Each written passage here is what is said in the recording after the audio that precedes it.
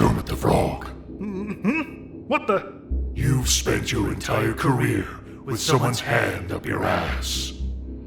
A veritable puppet, so to speak. Well, I am a puppet. Now, to retrieve the antidote to the deadly poison, coursing through your veins as we speak.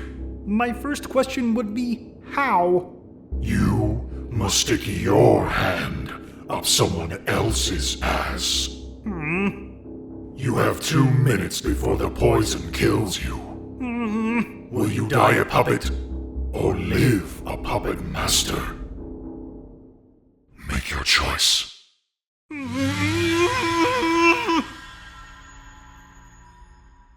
Sorry, buddy.